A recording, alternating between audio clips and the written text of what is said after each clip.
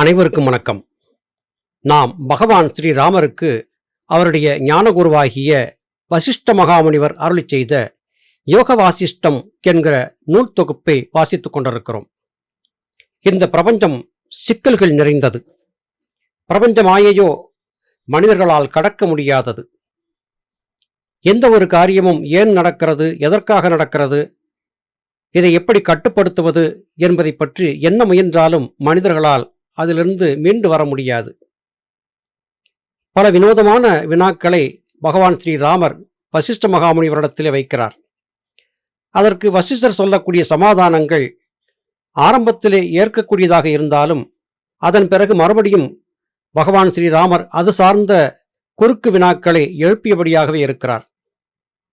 பகவான் ஸ்ரீராமர் மகாவிஷ்ணுவின் அவதாரம் என்று போற்றப்பட்டாலும் மனிதனாக பிறந்துவிட்ட காரணத்தால் மனிதர்களுக்கு ஏற்படக்கூடிய எல்லா விதமான குழப்பங்களும் ஐயங்களும் பகவான் ஸ்ரீராமருக்கும் ஏற்படுவதை பார்க்க முடிகிறது.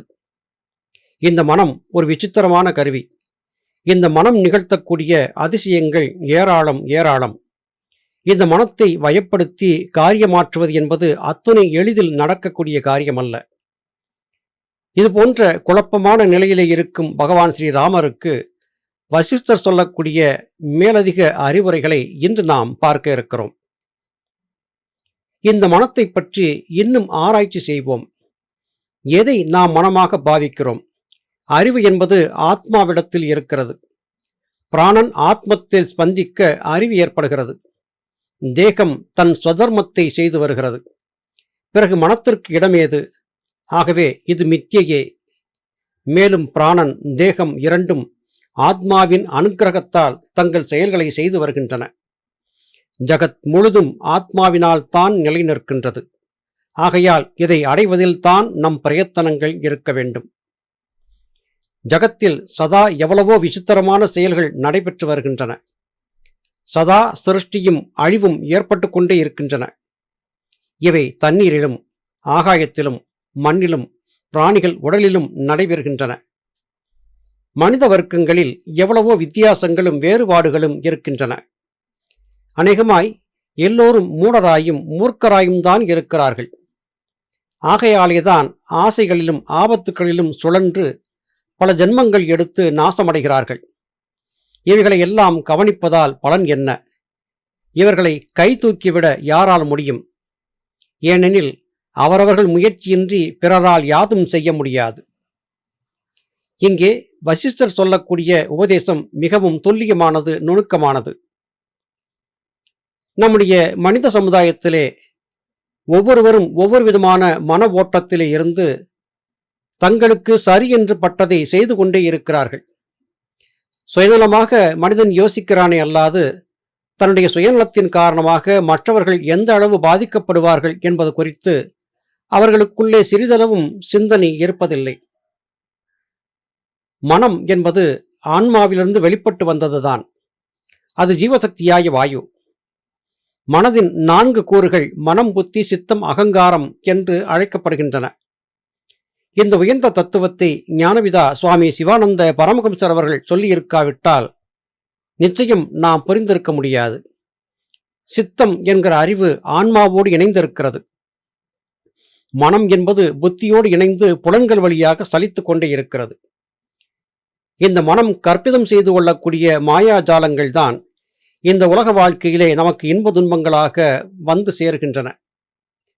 பொதுவாக மனிதர்கள் எல்லோருமே மூடர்களாக இருக்கிறார்கள். அது மாத்திரமல்லாது மூர்க்கர்களாகவும் இருக்கிறார்கள். முரட்டு குணம் கொண்டவர்களாக தாங்கள் ஆனந்தமாக இருக்க வேண்டும் என்பதற்காக எதையும் செய்ய தயங்காதவர்களாக சுயநலவாதிகளாகவே இருக்கிறார்கள் என்பது வசிஷ்ட மகாமுனிவரின் தீர்மானமாக இருக்கிறது. ஆராய்ந்து பார்க்கும்போது இந்த வார்த்தையை பொய் என்று சொல்வதற்கு வாய்ப்பே இல்லை. இப்படிப்பட்ட மனிதர்களை யாராவது வந்து கை கொடுத்து தூக்கி விடுவார்களா என்று பார்த்தால் அதற்கும் வாய்ப்பில்லை. காரணம், அவரவர் கர்ம வினையை அவரவரே சுமந்தாக வேண்டும். எத்தனைதான் ஒருவரிடத்திலே நாம் உதவிகள் கேட்டாலும் கூட எத்தனை காலத்திற்கு உதவிகளை பெற்றுவிட முடியும் என்பதிலே கவனம் செலுத்த வேண்டும். கிராமங்களிலே ஒரு வழக்கு சொல்வார்கள். கட்டி கொடுத்த சோறும் சொல்லிக் கொடுத்த சொல்லும் நீண்ட தூரத்திற்கு துணைக்கு வராது என்று. நீண்ட தூரம் பிரயாணம் செய்யக்கூடியவருக்கு 1 அல்லது 2 வேளைகளுக்கான உணவை ஒருவர் தயாரித்து கையிலே கொடுத்து அனுப்ப முடியும். அவர் பயணம் சென்று திரும்பி வரும் வரையிலும் அந்த உணவு அவருக்கு பாதுகாப்பாக இருக்காது.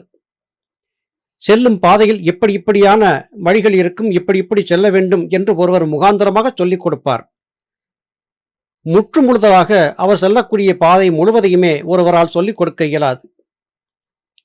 இன்றைய விஞ்ஞானம் கைபேசிகளிலே வரைபடங்களை பார்த்து பயணிக்க சொல்லிக் கொடுக்கிறது. ஆனால் அதிலேயும் கூட பல இடர்பாடுகள் ஏற்பட்டு பலர் துன்புறுவதையும் பார்க்க முடிகிறது. அப்படியென்றால் இதற்கு என்னதான் வழி என்று பார்க்கும்போது அவரவர் தத்தமது சொந்த அறிவை கொண்டு அலசி ஆராய்ந்து பார்த்து தங்களுடைய பாதையையும் பயணத்திலே தங்களுக்கு தேவையானவற்றை நிறைவேற்றிக் கொள்வதிலும் அவரவர் தத்தமது முயற்சியால் தான் செய்து கொள்ள வேண்டும் என்பது ஏற்படுகிறது. இதைத்தான் இங்கே வசிஷ்ட மகாமுனிவர் பகவான் ஸ்ரீ ராமரிடத்திலே சொல்லுகிறார். யாராவது ஒருவர் நம்மை காப்பாற்ற வருவார் என்று காத்திருப்பது அறிவீனம். நாம் நம்முடைய சொந்த முயற்சியை கொண்டு பயணிக்க பழக வேண்டும் என்பது கூற்று. இதே கருத்தை திருவள்ளுவனாகினாரும் தன்னுடைய திருக்குறளிலே அழகாக சொல்லுகிறார். தெய்வத்தால் ஆகாதெனினும் முயற்சி தன் மெய் வருத்த கூலி தரும் என்று. விதிவசமாக எல்லாமே நடக்கும் என்பதை மறுப்பதற்கில்லை. விதி எல்லாவற்றையும் செய்யும் என்று வாளாயிருந்து விட முடியாது. விதியை மீறியும் நாம் பயணித்தாக வேண்டியது கடமையாகிறது. ஒரு மனிதன் தன்னுடைய வாழ்நாளிலே தன்னை காப்பாற்றுவதற்கு யாராவது வருவார்கள் என்று காத்திருப்பதை காட்டிலும் தன்னுடைய சொந்த முயற்சியால் தன்னுடைய பயணத்தை சரியாக மாற்றியமைத்துக் கொள்ள முயல வேண்டும் என்பதே கூற்று. பார்க்கப்போனால் உலகத்தில் அநேக ஜந்துக்களுக்கு நாசம் ஏற்படுவது பிற ஜந்துக்களுக்கு இரையாவதாலோ அல்லது வேறு பிராணிகளின் துவேஷத்தாலோதான். பெரிய மீன்கள் சிறிய மீன்களை புசித்து ஜீவிக்கின்றன. நம் தேகத்திலும் ஆடைகளிலும் உள்ள பேன் மூட்டைப்பூச்சிகளால் புசிக்கப்படுகிறது. மூட்டைப்பூச்சி சிலந்தியாலும் சிலந்தி வேறொன்றாலும் நாசமடைகின்றன. தவளை பாம்பாலும், பாம்பு கீரிப்பிள்ளையாலும், கீரிப்பிள்ளை பூனையாலும், பூனை நாயாலும், நாய் கரடியாலும், கரடி புலியாலும், புலி சிங்கத்தாலும், சிங்கம் யாழியினாலும் நாசமாகின்றன. இந்த யாழியோ மேகத்தில் இடியை கேட்டவுடன் உயிரை இழக்கிறது. இதெல்லாம் இப்படி இருக்க மகாவிஷ்ணுவே மனிதனாக பிறந்து இந்த சம்சார வலையில் சிக்கிக்கொண்டு பிறகு மோட்சத்தை அடைய உபாயத்தை தேடுகிறார். இது விந்தையானதல்லவா? அருமை சகோதர சகோதரிகளே, இந்த உலகிலே வாழ்ந்து கொண்டிருக்கக்கூடிய ஒவ்வொரு ஜீவராசியும் தத்தமது போக்கிலே நிம்மதியாக பயணிப்பதற்கு வாய்ப்பில்லை. மற்றொரு ஜீவன் அந்த ஜீவனை நாசம் செய்கிறது. மற்ற மிருகங்களுக்கு ஒரு மிருகத்திற்கு ஒரு மிருகத்தால் தொல்லை, ஆனால் மனிதர்களுக்கு மனிதர்களாலேயே தொல்லை. இனத்தை அழிக்கக்கூடிய காரியத்தை மனிதர்கள்தான் செய்து வருகிறார்கள். இது இந்த உலக மாயை. இந்த உலக மாயை பற்றி சரியாக புரிந்திருந்தாலும் கூட மனிதனாக பிறந்துவிட்ட காரணத்தால் மனிதர்களுக்கு உண்டான எல்லா சுபாவங்களும் வந்துவிடுகின்றன என்று பகவான் ராமருடைய குணவிசேஷத்தை பற்றி இங்கே வசிஷ்ட மகாமுனிவர் சொல்லுகிறார். இது உண்மை. இந்த மானுட உடலை தாங்கி வந்திருக்கும் போது தெய்வமே மனிதனாக பிறந்தாலும் கூட இந்த உலக மாயையிலே சிக்கித்தான் தீர வேண்டும் என்பது கூற்று. அப்படி பார்க்கும்போது ஆனானப்பட்ட பகவான் மகாவிஷ்ணுவே மனிதனாக பிறந்தபோது எண்ணற்ற துன்பங்களை சந்தித்து விட்டார். நாம் எம்மாத்திரம் என்று மனிதன் தன்னை தேற்றிக் கொள்ள வேண்டும் என்பதற்காக இவை சொல்லப்பட்டனவா? அல்லது மனிதனாய் பிறந்தவர்கள் இதை கடந்து வருவதற்கு போராடித்தான் தீர வேண்டும் என்பதை புரியப்படுத்துவதற்காக இவையெல்லாம் சொல்லப்பட்டனவா என்பது நிச்சயம் 1000 வினாக்களுக்கான ஒன்றாக இருக்கிறது. ஆகையால் உலகத்தின் போக்கை பார்த்து அதை மாறுபடுத்துவதிலோ சீர்திருத்துவதிலோ சிக்கிக்கொண்டால் அதிலிருந்து மீளுவது அசாத்தியம். உலகத்தின் போக்கு தானாகவே நடக்கும். மனிதன் நினைத்தாலும் இந்த உலக மாயையிலிருந்து எதையும் மாற்றிவிட முடியாது. மற்ற ஜீவராசிகள் ஒன்றை ஒன்று கொன்று புசிக்கின்றன. மனிதன் மற்ற எல்லா ஜீவராசிகளையும் கொன்று புசிக்கிறான். இங்கே ஒரு தகவலை வசிஷ்டர் சொல்லி நாம் கேட்கிறோம்.